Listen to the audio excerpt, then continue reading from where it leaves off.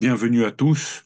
C'est notre dernière séance avec Père Georges. Voilà, c'est le mois de juin, ça arrive à la fin de notre année et nous avons fait beaucoup de belles découvertes. Et je passe la parole tout de suite à Père Georges pour cette dernière découverte, la parabole du dernier jugement.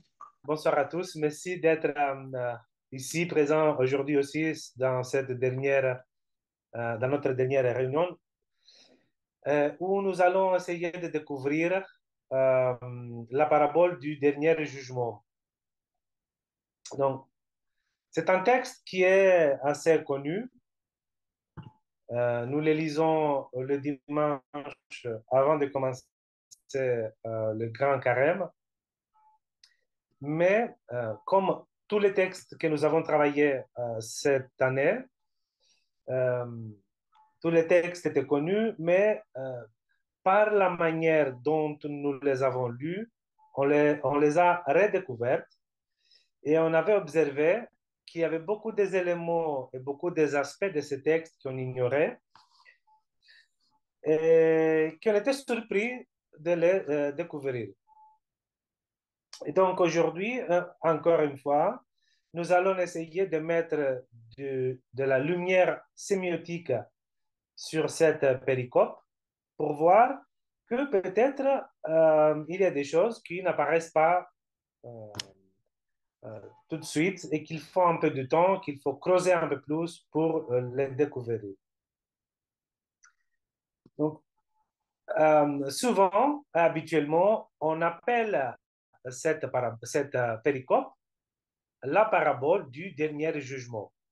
Et comme vous pouvez constater, dans les titres, on a mis tout dans le guillemot, parce qu'en effet, on va se poser la question. D'abord, la raison pour laquelle on l'appelle parabole du dernier jugement, c'est parce que dans les textes de l'évangile selon Matthieu, cette péricope apparaît après une série de paraboles, et notamment des paraboles qui essayent de décrire le royaume de Dieu, comme la parabole du bon et du mauvais servant, la parabole des talents, la parabole des 10 vierges. Alors, euh, de manière, j'allais dire, quasi automatique, on appelle cette récit la parabole du dernier jugement. C'est-à-dire que, disons parabole, il s'agit d'une histoire imaginaire, mais qui veut tout de même nous dire quelque chose du vrai. Euh, la deuxième raison pour laquelle on l'appelle parabole, c'est qu'en effet, dans cette histoire, il y a une parabole. Une parabole dont le sens euh, est dominante pour la compréhension du sens de l'ensemble du récit. Pourtant, l'histoire racontée dans cette péricope n'est pas une histoire imaginaire comme les histoires racontées par des paraboles. Ce n'est pas une histoire qui essaye de sampler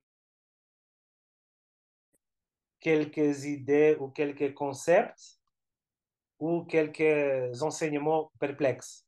Le rôle des paraboles, vraiment, c'est de simplifier des idées ou des concepts qui sont assez perplexes. Ici, ce n'est pas le cas. Il s'agit d'une vraie histoire.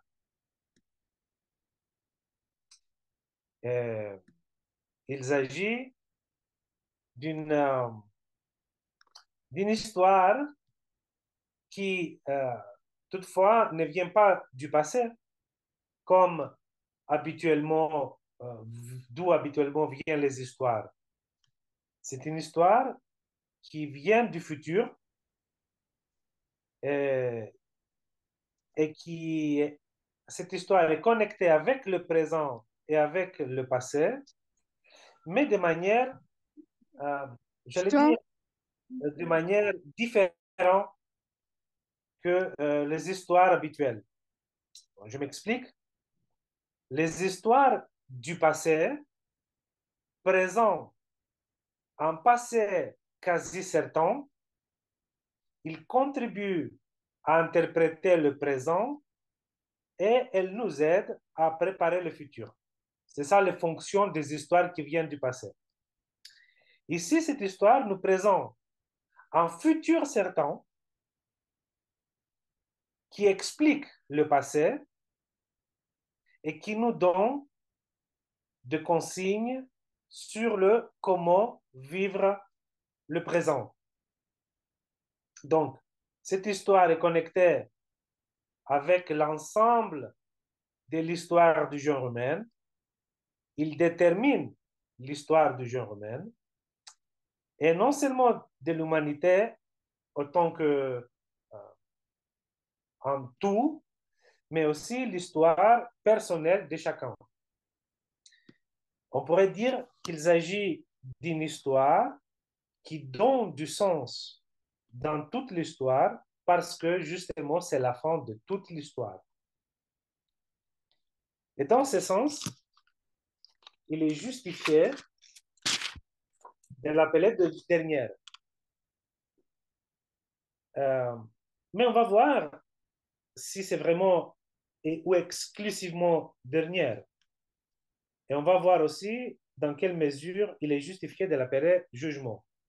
Parce que le terme jugement n'apparaît pas dans notre texte. Donc, ce n'est pas une parabole, c'est une vraie histoire. Et pour se rappeler de cette histoire, je propose de lire ensemble notre texte. Quand le Fils de l'humain viendra dans sa gloire et tous les anges avec lui, alors il siégera sur son trône de gloire. Toutes les nations seront rassemblées devant lui. Il séparera les hommes les uns des autres, comme le berger sépare les brebis des boucs. Il placera les brebis à sa droite et les boucs à sa gauche. Alors le roi dira à ceux qui seront à sa droite, venez les bénis de mon Père. Recevez en héritage le royaume préparé pour vous depuis la fondation du monde. Car j'avais faim et vous m'avez donné à manger. J'avais soif et vous m'avez donné à boire. J'étais un étranger et vous m'avez accueilli. J'étais nu et vous m'avez habillé. J'étais malade et vous m'avez visité. J'étais en prison et vous êtes venus vers moi. Alors les justes lui répondront, Seigneur, quand est-ce que nous t'avons vu ayant faim et nous t'avons nourri, ou ayant soif et nous t'avons donné à boire? Quand est-ce que nous t'avons vu en étranger et nous t'avons accueilli, ou nu et nous t'avons habillé? Quand est-ce que nous t'avons vu malade ou en prison et nous sommes venus vers toi? Et le roi lui répondra, Amen, je vous l'ai dit, chaque fois que vous l'avez fait à l'un de ces plus petits de mes frères, c'est à moi que vous l'avez fait. Alors il dira à ceux qui seront à sa gauche, allez-vous-en loin de moi, vous les maudits, dans le feu éternel préparé pour le diable et ses anges. Car j'avais faim et vous ne m'avez pas donné à manger. J'avais soif et vous ne m'avez pas donné à boire. J'étais un étranger et vous ne m'avez pas accueilli. J'étais nu et vous ne m'avez pas habillé. J'étais malade et en prison et vous ne m'avez pas visité. Alors ils répondront eux aussi, Seigneur, quand avons-nous vu ayant faim ou ayant soif, ou nu, ou étranger, ou malade, ou en prison, et nous ne sommes pas mis à ton service? Il leur répondra, Amen, je vous le dis. Chaque fois que vous ne l'avez pas fait à l'un de ces plus petits, c'est à moi que vous ne l'avez pas fait.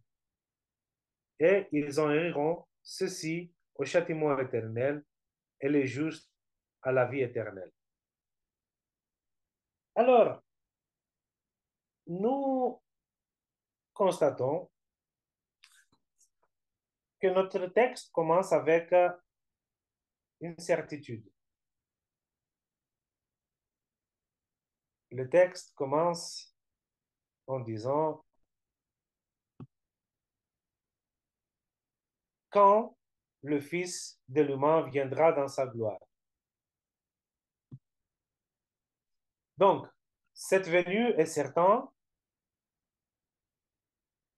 On ne connaît pas le temps de cette arrivée.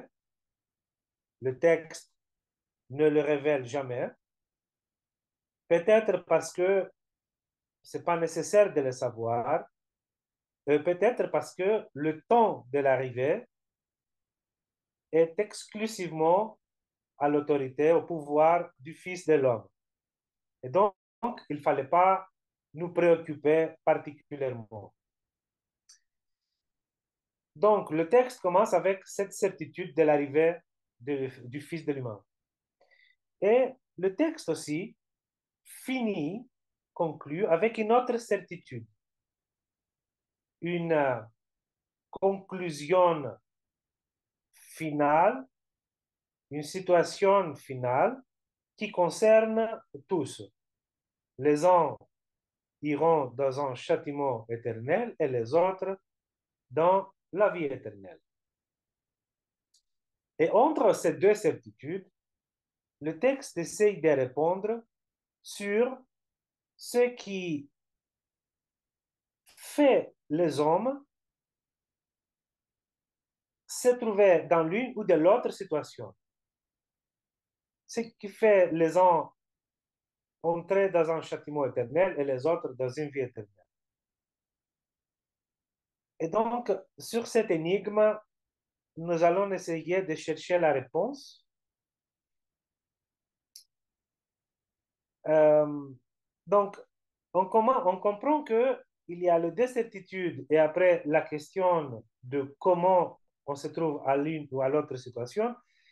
Le texte nous donne l'impression qu'il construit une sorte de stratégie narrative. Il construit cette stratégie pour nous conduire à se poser une question et pour nous donner des certitudes sur lesquelles on peut s'appuyer.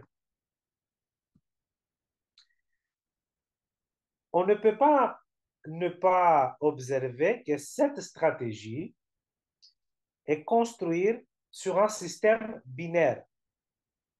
C'est-à-dire, la stratégie est construite sur des antithèses, des positions opposées, et que ces positions opposées sont tellement loin l'une loin de l'autre qu'elles ne peuvent pas coexister. Donc, cette construction binaire du texte crée un sentiment d'intention et il projette vers le lecteur une situation critique, cruciale, et ainsi il met l'accent de manière dramatique sur l'importance de l'acte de choix entre deux perspectives proposées. D'un côté, donc, comment se construit ce système binaire? D'un côté, il présente la singularité du Fils de l'humain qui prend sa place sur le trône de sa gloire. Et de l'autre côté, le texte présente une multitude absolue de toutes les nations. D'un côté, il y a les anges qui accompagnent le Fils de l'humain, et de l'autre côté se trouve le diable avec ses anges qui font groupe avec les maudits. D'un côté, il y a les bénis du Père qui prennent leur place dans le royaume de Dieu, et de l'autre côté, il y a le maudit qui prend leur place loin du roi.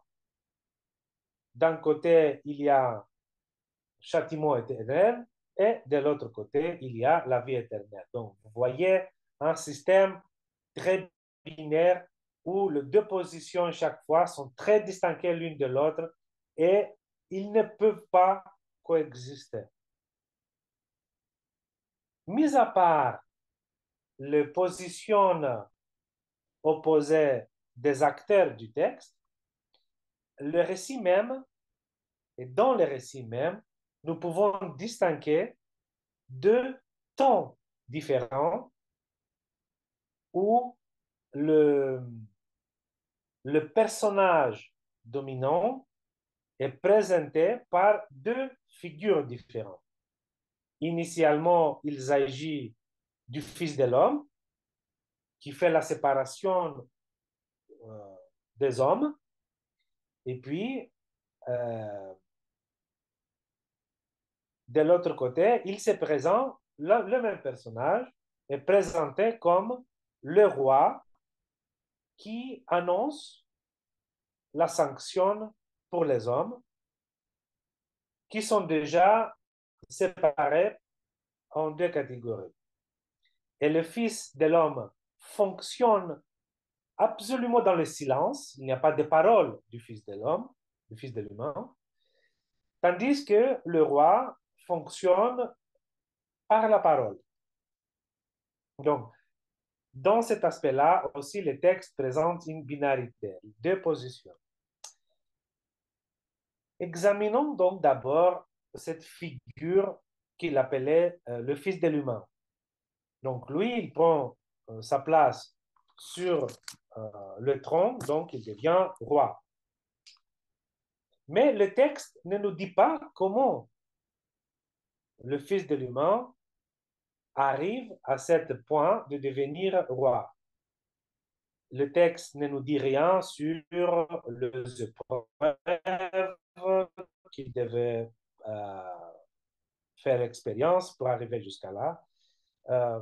Donc, le texte a un secret qui le préserve, non pas pour quelque raison mysticiste ou pour d'autres, mais parce que tout cela, toutes ces épreuves que le Fils de l'humain devrait passer pour arriver à devenir roi, ont été déjà révélées dans le texte précédent de notre péricope, dans le texte de l'Évangile. Une lecture diatopique, c'est-à-dire une lecture intratextuelle, des références donc dans le texte de l'Évangile, pourrait nous aider à donner plus d'éléments sur cette figure qui s'appelle Fils de l'humain. D'abord, on raconte on raconte cette figure 70 fois dans les évangiles.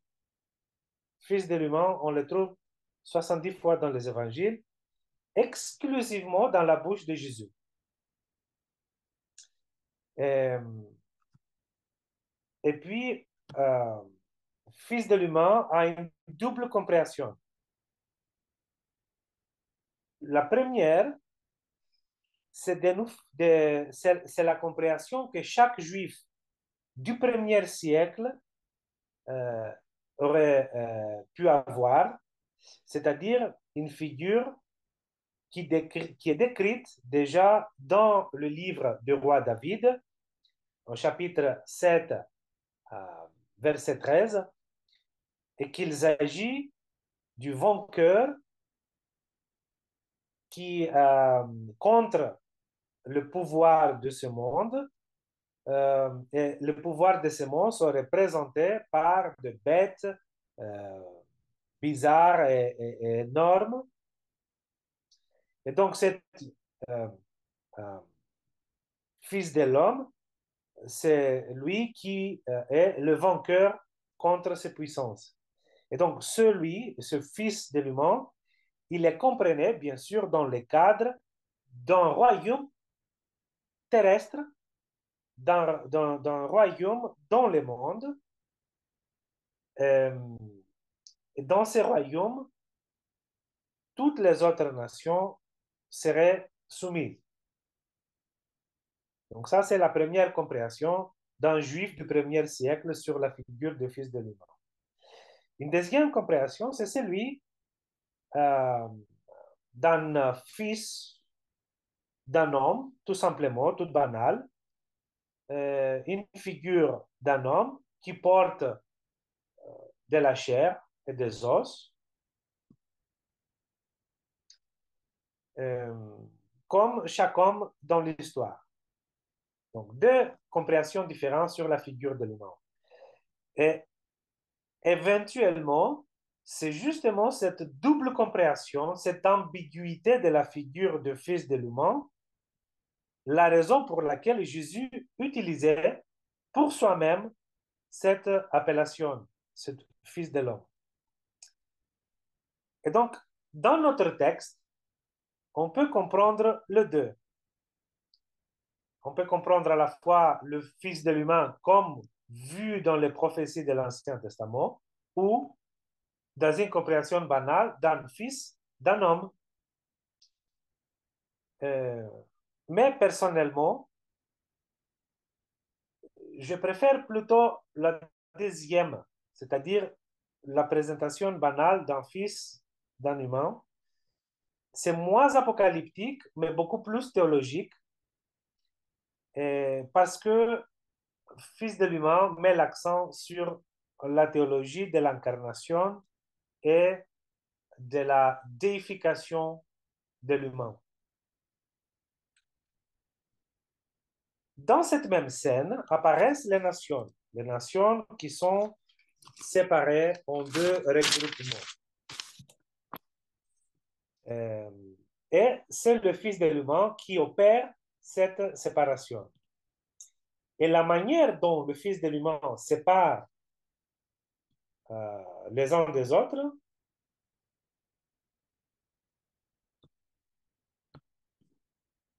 excusez-moi, voilà, ok. Donc la manière dont le Fils de l'humain sépare les uns les autres ressemble à la manière dont un berger sépare le brebis et le bouc. Donc, cette comparaison, c'est la raison pour laquelle je vous ai dit que le texte a dans son cœur une parabole. Et donc, cette parabole du berger a beaucoup de choses à nous dire. La première chose, c'est que la séparation entre le brebis et le bouc n'est pas du tout arbitraire. C'est-à-dire, la séparation, les critères de séparation ne se dépendent pas du tout du berger. C'est quelque chose, la différence entre les deux animaux, c'est quelque chose intrinsèque, c'est quelque chose antérieur des êtres des animaux. C'est quelque chose qui leur appartient exclusivement et qui n'a rien à voir de jugement de la part du berger.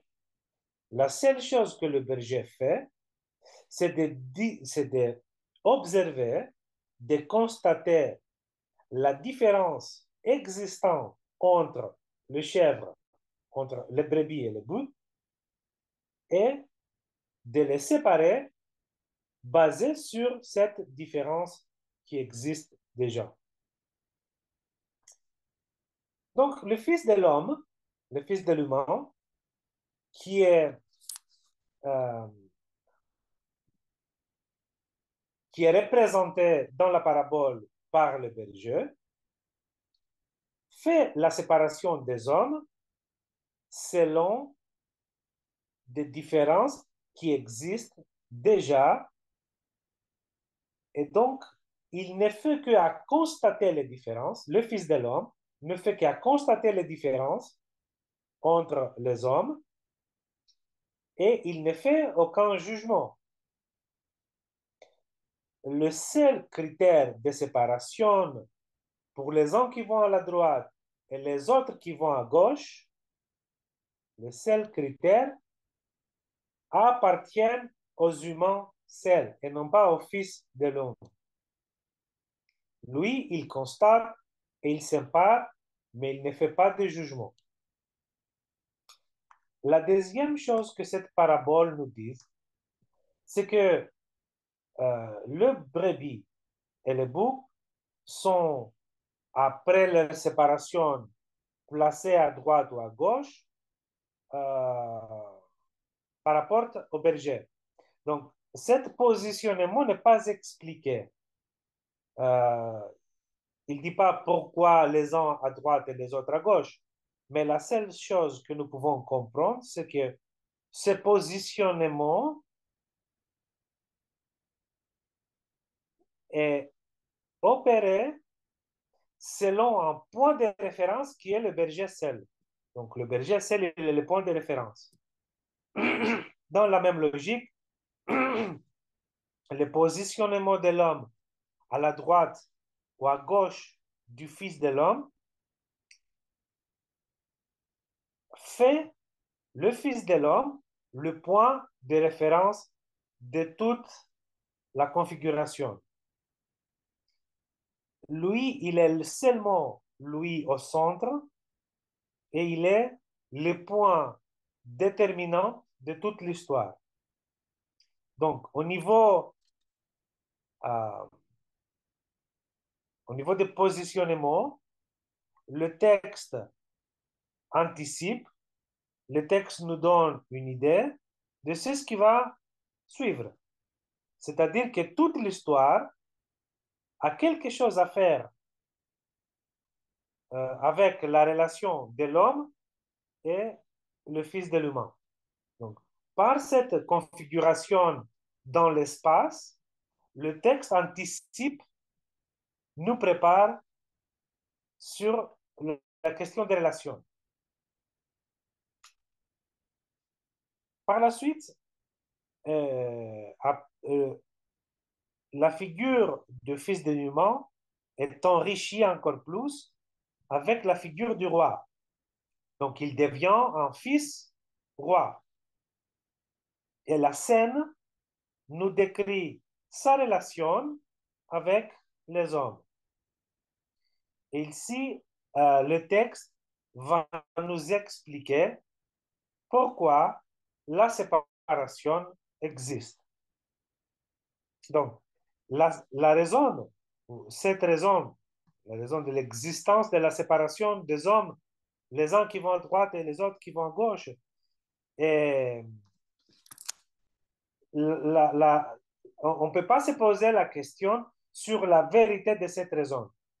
Parce que personne dans les textes euh, met en doute ou nie les choses qu'il a fait ou qu'il n'a pas fait. Donc, la situation est telle que le fils roi le décrit. La vérité de la situation est une et seule. C'est-à-dire, personne ne se pose la question sur ce qu'ils ont fait. Il accepte tout de suite ce qu'ils ont fait ou ce qu'ils n'ont pas fait. Donc, le Fils de l'homme décrit la réalité, décrit la vérité. La seule nouvelle chose qui est révélée est que jusqu'à l'heure de la révélation, c'est seulement le Fils roi qui le connaît. C'est la relation quasi, euh, total, quasi identitaire entre le Fils roi et les acteurs qui sont appelés dans le texte les frères les plus petits. Donc, il s'agit d'une relation de fraternité entre deux extrémités. Celui qui est le plus grand, le fils de l'homme roi, et les autres qui sont les plus petits. Et cette relation, personne ne pouvait la prévoir. Personne ne pouvait les connaître en amont. Personne ne pouvait soupçonner qu'il y a cette relation de fraternité entre le plus grand et le plus petit. une autre caractéristique, la relation de fraternité présuppose la relation d'une parenté. Et la relation de parenté est précisée plus tard comme une relation de paternité. Et puisque le père, c'est le père du fils, les plus petits, les frères les plus petits, sont par adoption. Ils ne sont pas des enfants biologiques du père, mais ils sont des enfants de la grâce, parce que est un don de la part du père vers les enfants. Le deuxième, au-delà de la relation de fraternité, il y a aussi une relation de délégation. La relation des hommes avec le Fils de l'homme passe par la relation des hommes avec le plus petit frère. Et dans ces points-là, cette binarité du texte est un peu aplatie. On dirait que il ne s'agit plus d'une relation binaire, mais d'une relation ternaire.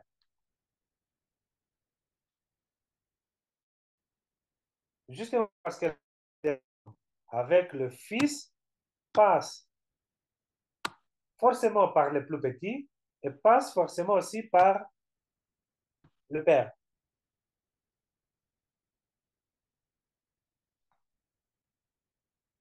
Donc, les hommes qui se trouvent à droite et à gauche, ils connaissent, comme on l'a dit, bien ce qu'ils ont fait ou ce qu'ils ne l'ont pas fait, mais ils ne savent pas à qui ils l'ont fait ou ils ne l'ont pas fait.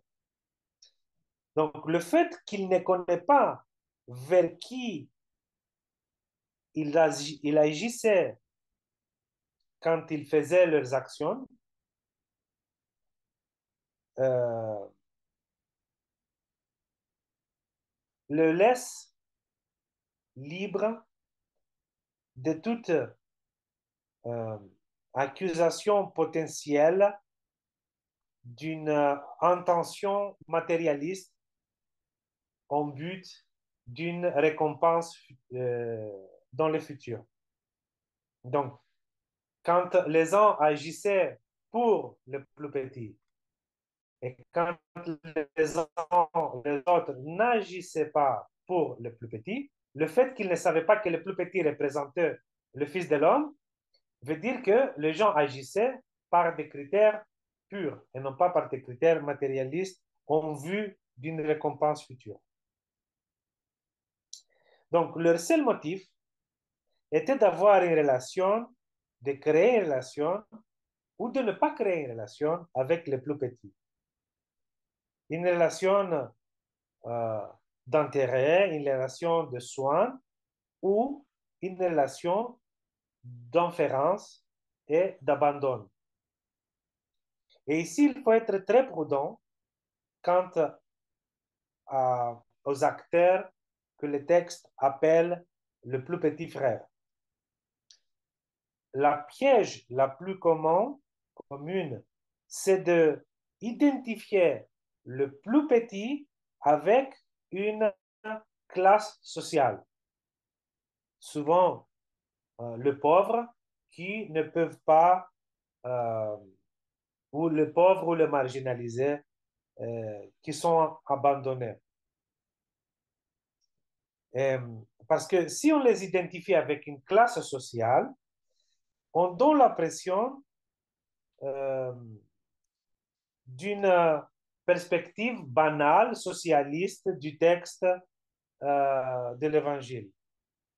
On restreint le message. Pourquoi nous avons cette tendance?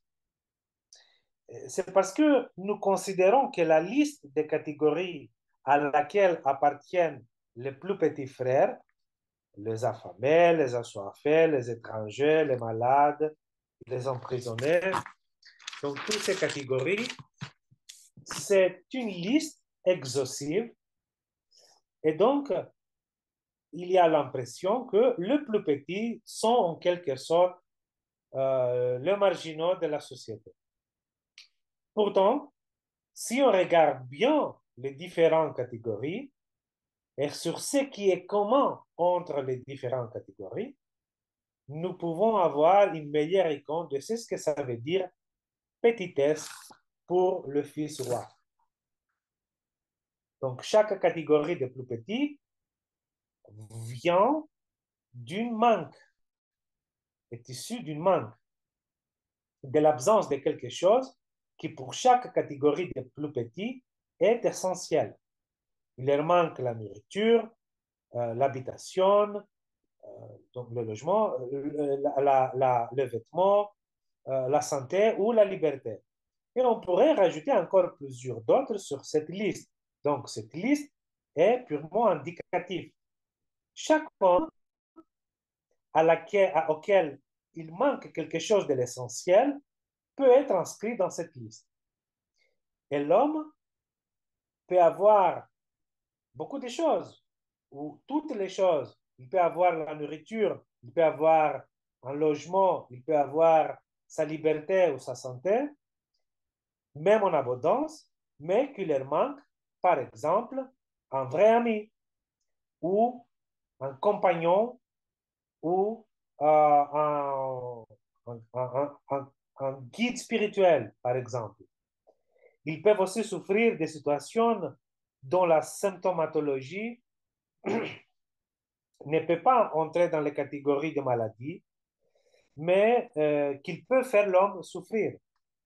Ou encore, quelqu'un peut ne pas être dans une prison physique, hein, une vraie prison, une prison avec quatre murs, mais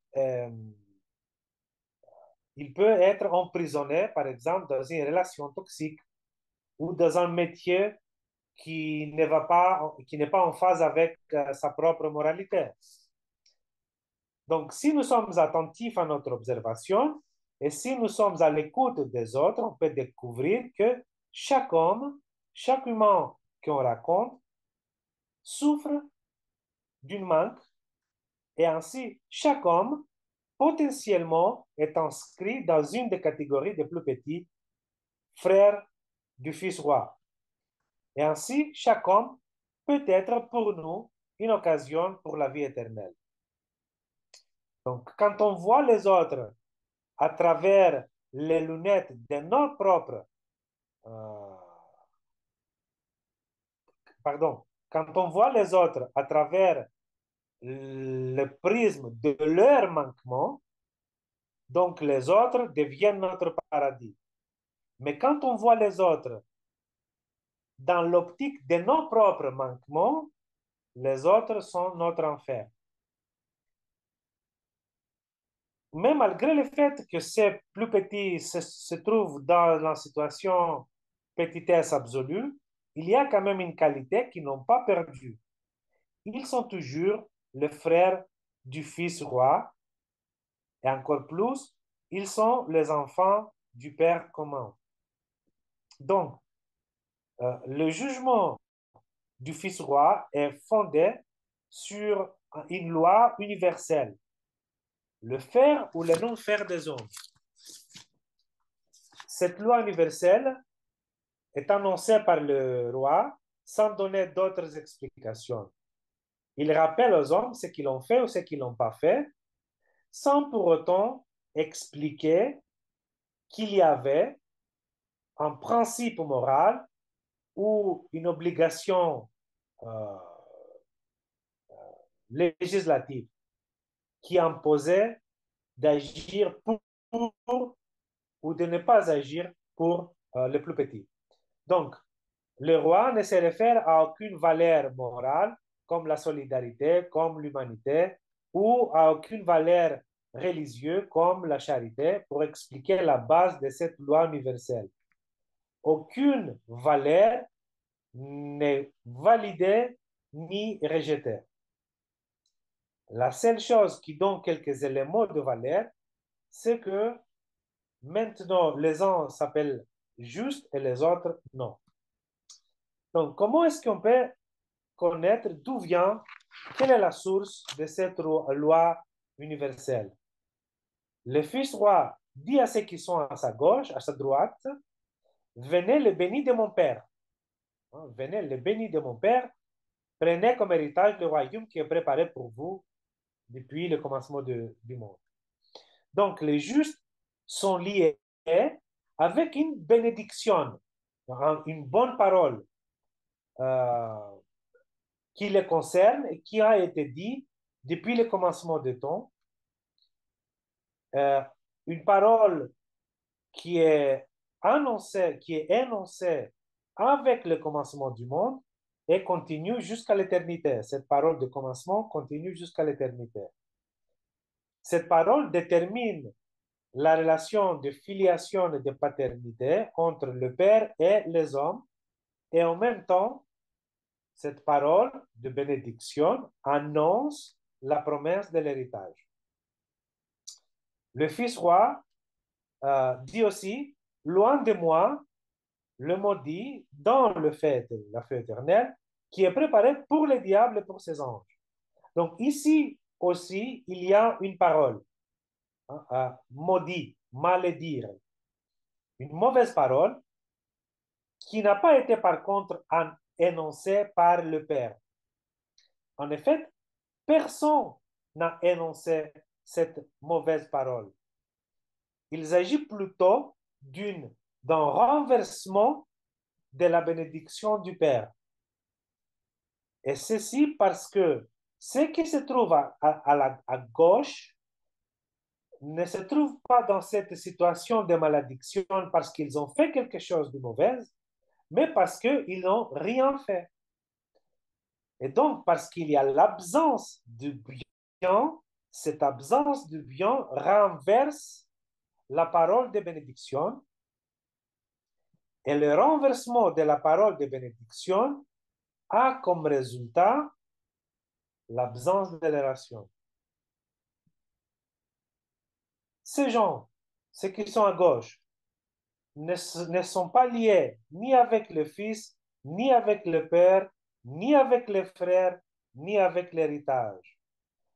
Donc, l'éloignement de la vie éternelle n'est simplement la conséquence de la choix qu'ils ont fait de ne pas avoir de relation.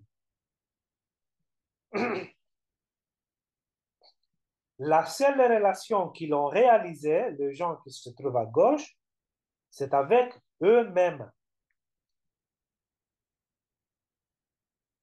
Par le fait qu'ils se sont tournés seulement à eux-mêmes, le fait d'être exclu du royaume.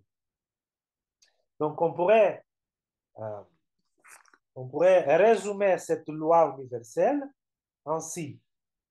Chaque homme a reçu le don de vie et la seule manière d'honorer le don, c'est de le transmettre à la vie des autres.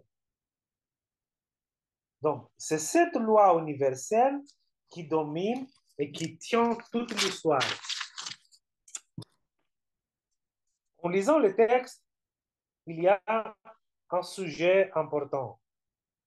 Puisque cette histoire est une histoire qui vient du futur, et que puisque maintenant on connaît cette histoire, nous, que nous avons lu, comment, autant qu'humains qui vont se trouver face au Fils roi, nous pourrons, dans le futur, dire qu'on ne savait pas de quoi il s'agit. Et quel est le sens de cette histoire qui vient du futur, mais qu'elle a été prophétisée dans le passé? D'autant plus que maintenant, nous avons vu que la parole du Fils est plus une révélation qu'un jugement. La seule réponse peut être que cette histoire, ne concerne pas quelque chose. La première réponse qu'on peut donner, c'est que cette histoire ne concerne pas nous aujourd'hui, ne concerne pas nous qui connaissons, mais concerne les autres qui ne connaissent pas. Et donc, pour nous, c'est déjà révélé, mais pour les autres, c'est sera révélé dans le futur. Par contre, on peut comprendre vite que cette réponse est fausse parce que le texte présente tous les hommes, sans aucune exception, se trouvaient devant le roi et ne sachant pas ce qu'ils ont fait ou ce qu'ils ne l'ont pas fait. Une deuxième réponse, c'est que cette histoire prophétie que nous venons de lire n'est pas un objet de savoir, mais c'est un objet de croire. Le texte n'offre pas un savoir, mais justement parce que c'est un texte, et justement parce que c'est une prophétie, elle nous invite à le croire. Donc, d'être le frère du fils roi, c'est d'être l'enfant du roi et d'être l'héritier du royaume. Ce n'est pas quelque chose que tu peux connaître. C'est quelque chose que, à laquelle tu es appelé de croire. Encore plus, nous sommes appelés de croire que la relation avec le plus petit frère est déterminée par ce que nous l'avons fait et qui n'est pas le résultat de nos valeurs ou de notre capacité, mais c'est le résultat du fait que nous sommes des enfants du Père. Donc, cette qualité, le fait d'être les enfants du Père, ne vient pas de nous, mais c'est un don de la part du Père. Est-ce que donc il s'agit d'un jugement? Ni le Fils de l'homme, ni le roi font aucune action juridique. Ils révèlent seulement la situation existante. Le Fils roi invite dans le royaume le juste, mais ce n'est pas lui qui les a bénis, ce n'est pas lui qui les a donnés en héritage, le royaume, et ce n'est pas lui qui a préparé le royaume. La parole du roi est révélatrice parce qu'il met en lumière le secret de la relation de filiation et la relation de fraternité, mais aussi le, le, le, le mystère et le secret de l'absence de relation pour les maudits. Donc, il ne s'agit pas d'un jugement, mais d'une révélation. Et finalement, est-ce qu'il s'agit d'un dernier jugement? Dans le sens où la venue du Fils de l'homme est un événement final, un événement de la fin de l'histoire. Donc oui, il s'agit d'un dernier jugement. Mais il faut comprendre que cette histoire n'est pas un événement uniquement final, mais c'est un événement eschatologique. Et les événements eschatologiques ne sont pas inscrits dans une linéarité. L'événement eschatologique n'est pas un événement qui est réalisé à la fin du temps, mais c'est un événement qui commence par la fin du temps et qui se précipite vers l'histoire. Un événement qui est déjà ici présent, mais pas encore dans sa totalité, mais pas encore achevé. Et dans ce sens-là, chaque instance, à partir de l'énonciation de cette histoire jusqu'à nous aujourd'hui que nous la lisons, et jusqu'à le temps de la fin de tout temps, d'où vient cette histoire, c'est un instant, c'est un moment de dernier jugement. Comment cette compréhension peut prendre forme aujourd'hui?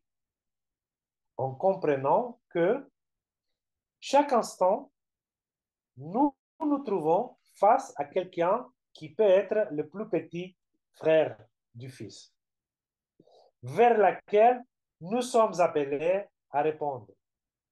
Et donc, chaque instance est un moment où nous sommes appelés à croire ou à rejeter la parole de cette prophétie que nous venons de lire. Pour résumer, cette péricope est une histoire qui vient du futur et qui révèle quelque chose qui est inconnu de l'histoire personnelle de chacun de nous. C'est inconnu, secret, mais absolument certain et réel. Notre positionnement éventuel à la gauche ou à la droite est lié avec l'aujourd'hui, avec un ici, présent, perpétuel, dans lequel nous sommes appelés à agir. La condition structurale, ce qui détermine nos actions, est une parole qui n'existe pas dans le texte. C'est la foi. Non pas dans le sens d'une foi religieuse, mais dans le sens où ce que je fais ici et maintenant a des conséquences que je ne peux pas comprendre, des connaissances petites, peut-être, avec des conséquences de la vie, dans la vie quotidienne, mais aussi des conséquences de dimensions cosmiques comme ils sont décrits dans le texte. C'est une foi qui reconnaît que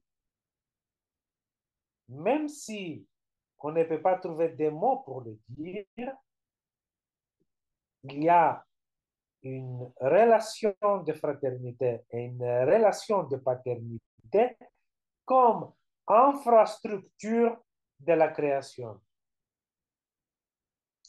Et que nous sommes tous le récepteur du don de vie et nous sommes appelés à devenir des donataires, à devenir des agents de cette don que nous avons reçu. Et que chaque instance dans notre vie, l'héritage du royaume de Dieu se trouve devant nous. Et que chaque instance, nous sommes appelés à répondre si le don de vie, nous l'avons le gardé exclusivement pour nous ou dans ce cadeau de vie, nous allons inclure d'autres. Merci beaucoup pour votre attention.